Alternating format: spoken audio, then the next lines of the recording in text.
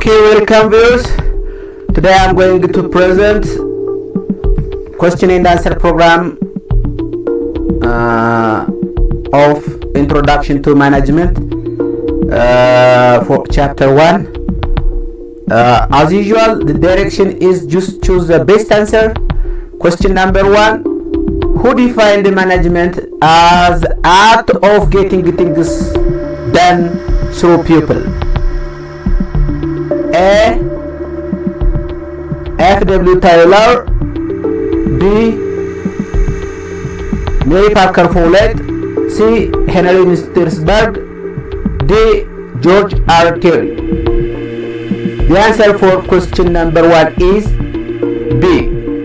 Mary Parker Follett. Question number 2. Which one of the following is not considered a function of management? A. Planning. B. Organizing. C. Controlling. D. Marketing. The answer for question number 2 is B. Marketing. Question number 3. Which is the primary function of management? Which one is the primary function of management? A. Planning. B. Organizing. C. Controlling. D. Directing. The answer for question number 3 is A. Planning. Question number 4. Which level of management is responsible for setting broad objectives and strategies? A. Middle level management. B. First level management. C. Top level management. D. Operational management. The answer for this question is C. Top level management. Question number 5. What does staffing primarily focus on? A. Directing employees. B. Managing various positions in an organization. C. Measuring performance. D. Controlling organizational operation. The answer for question number 5 is B. Managing various positions in an organization.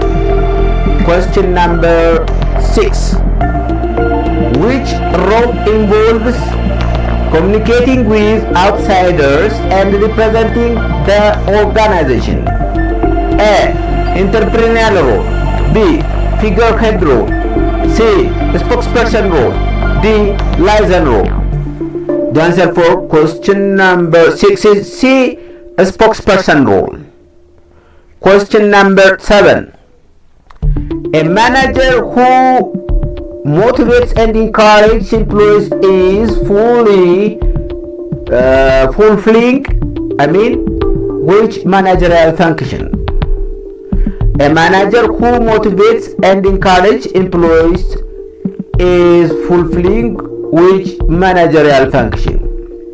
A. Planning. B. Directing. C. Controlling. D. Organizing. The answer for question number 7 is B. Directing. Question number 8. If an organization wanted to improve teamwork and coordination, which function of management should be emphasized? A. Planning. B. Organizing. C. Staffing. D. Controlling. The answer for question number 8 is organizing. Organizing. Question number 9.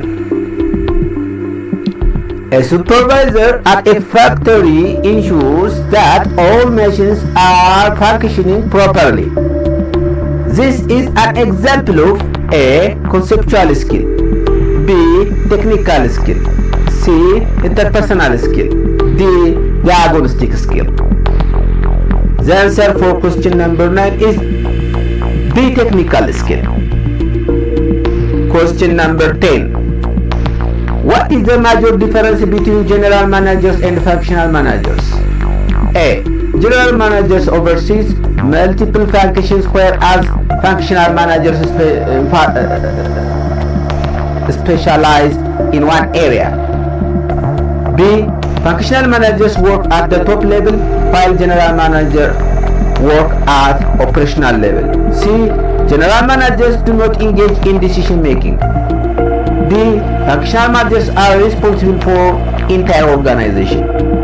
The answer for question number 10 is 10. General managers oversees multiple functions, whereas functional managers specialize in one area. Question number 11. Which of the following is not one of the Henry Mistisburg decisional role? A. Entrepreneur. B. Negotiator. C. Spokesperson. D. Resource allocator. The answer for question number 11 is spokesperson. Spokesperson.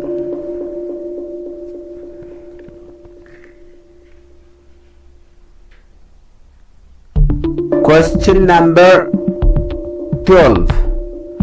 How do conceptual skills help top level managers? A. By improving communication with employees. B.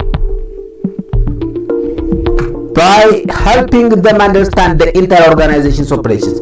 C. By making them more technically proficient.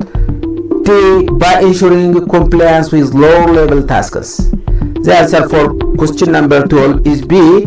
By helping them understand the entire organization's operations.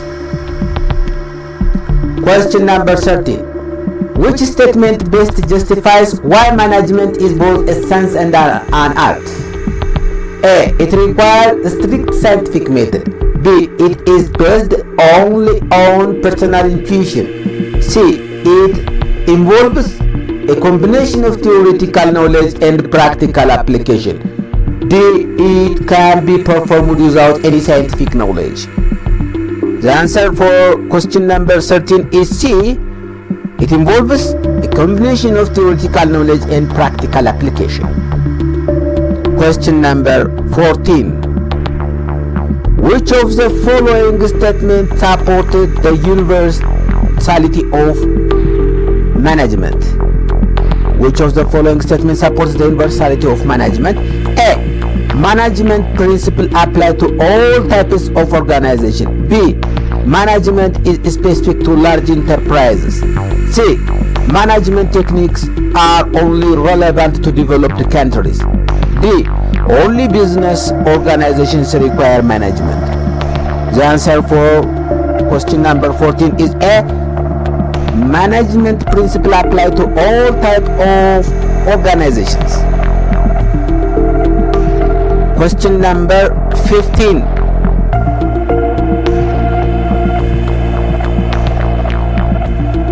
Why is management considered a discipline? A. It is based on principles and concepts that can be studied and applied. B. It is only applicable in business setting. C. It relies purely on intuition and experience. D. It doesn't require a structured body of knowledge. The answer for question number 15 is A. It is based on principles and concepts that can be studied and applied. Question number 16. A company wanted to improve its decision-making process.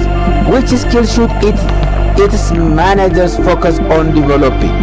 A. Technical and time management skill. B. Interpersonal and diagnostic skills. C. Decision making and conceptual skills. D. Communication and motivation skill. The answer for question number 16 is C. Decision making and conceptual skills. Question number 17.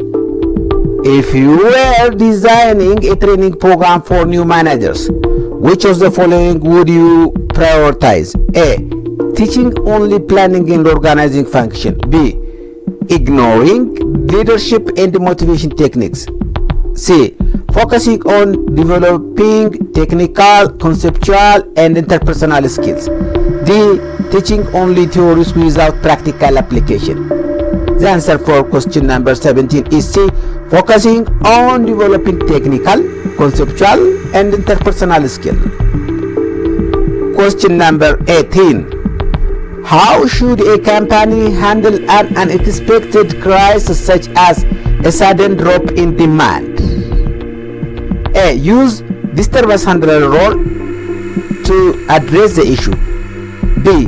Increase employee workload without changing in strategy. C. Focus only on short-term profits. D. Ignore the situation and continue business as usual. The answer for question number 18 is A. Use the disturbance handler role to address the issue. Question number 19. A newly appointed manager wants to enhance communication with employees. Which strategy would be most effective? A.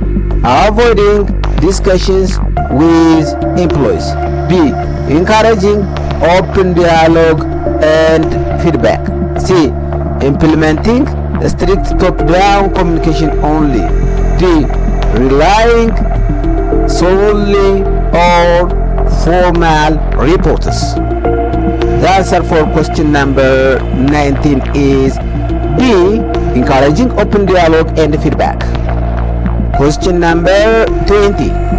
If a manager wanted to improve team motivation, which function should they focus on the most? A. Organizing. B. Controlling. D. Directing. C. Directing. D. Planning. The answer for question number 20 is C. Directing. C. Directing. This is all about today's presentation. Thank you, viewers.